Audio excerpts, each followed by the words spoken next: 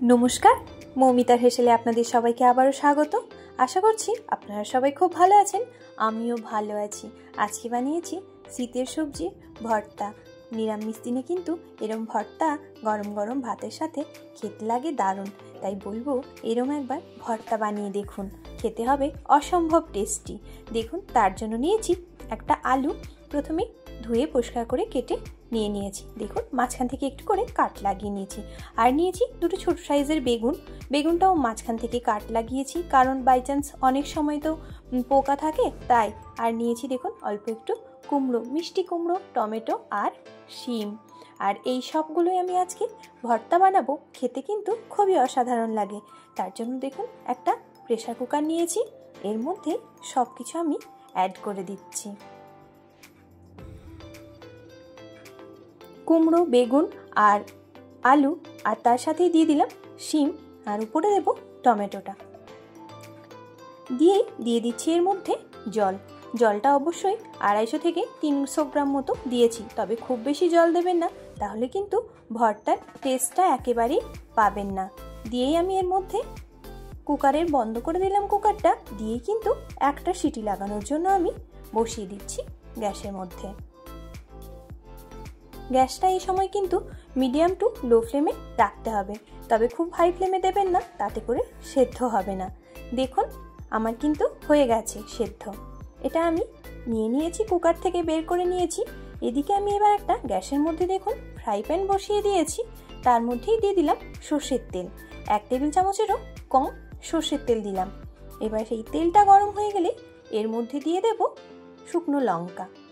ঝালটা যেরকম পছন্দ করবেন সেই পরিমাণে শুকনো লঙ্কাটা ব্যবহার করবেন।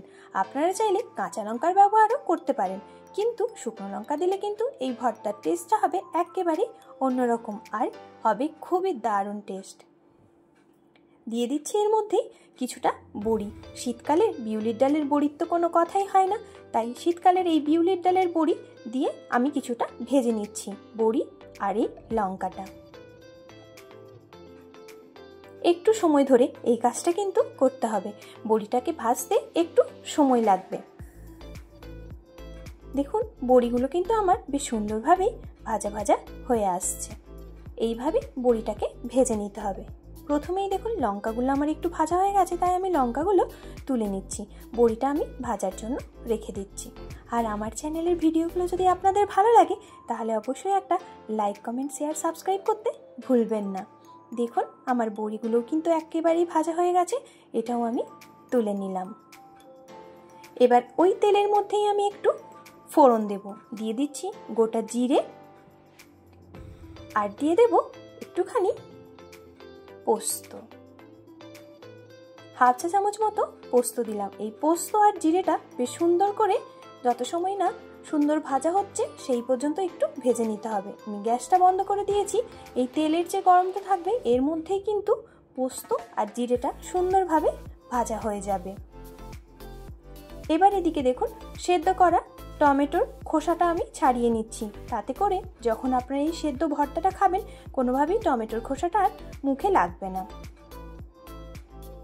টমেটোটা ছাড়িয়ে নিয়েছি, দিয়েই এবার বেশ ভালো করে এটা মেখে নিতে হবে।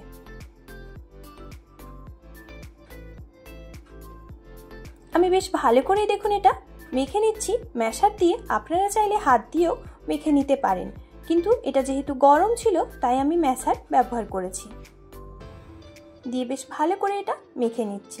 আবারও বলছি, আমার চ্যানেলে যদি আপনারা কেউ নতুন বন্ধু হয়ে থাকেন চ্যানেলটাকে সাবস্ক্রাইব করে পাশে থাকার অনুরোধ রইল।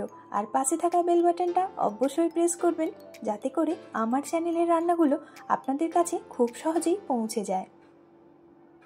দেখুন এইভাবেই কিন্তু আমি এটা ম্যাশার দিয়ে মিশিয়ে নিচ্ছি।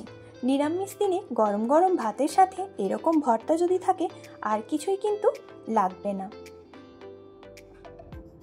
এই শীতকালের সবজি ভর্তাটা অবশ্যই একবার বাড়িতে বানিয়ে দেখুন, খেতে লাগবে অসম্ভব টেস্টি। দেখুন আমার ভালো করে এটা মিক্স করে মাখা হয়ে গেছে। এবারেই এর মধ্যে দিয়ে দিচ্ছি পোস্ত আর জিরেটা যে গরম করে ফুটিয়ে রেখেছিলাম সেটাই। এবার দিয়ে দিচ্ছি, দেখুন পুরোটাই পরিষ্কার করে এটা দিয়ে দিলাম। পুরোটাই আমার দেখুন দেওয়া হয়ে গেছে জিরে আর পোস্ত পাকানো তেলটা। এবারে দিয়ে দেবো এর মধ্যে টেস্টের জন্য লবণ। লবণটা অবশ্য আপনারা আপনাদের টেস্ট অনুযায়ী দেবেন। আর দিয়ে দিচ্ছি শুকনো লঙ্কা। শুকনো লঙ্কাটাকে দেখুন হাতের মধ্যে গুঁড়ো করেই আমি দিয়ে দিলাম। দিয়ে বেশ ভালো করেই কিন্তু মেখে নিতে হবে। ঝালটা যেরম পছন্দ করবেন সেরমভাবেই কিন্তু শুকনো লঙ্কার ব্যবহারটা এখানে করবেন। দেখুন সবটাই কিন্তু আমি ভালো করে হাত দিয়ে মেখে দিয়ে দিলাম।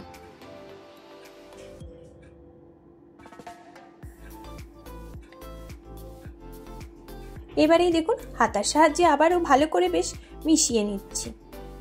তবে বড়িটা যে ভেজে রেখেছি সেটা কিন্তু প্রথম থেকেই একেবারেই দেবেন না, তাতে করে গরম অবস্থায় যদি বড়িটা দেন তাহলে কিন্তু একেবারেই বড়িটা নরম হয়ে যাবে, আপনারা কোনো টেস্ট পাবেন না।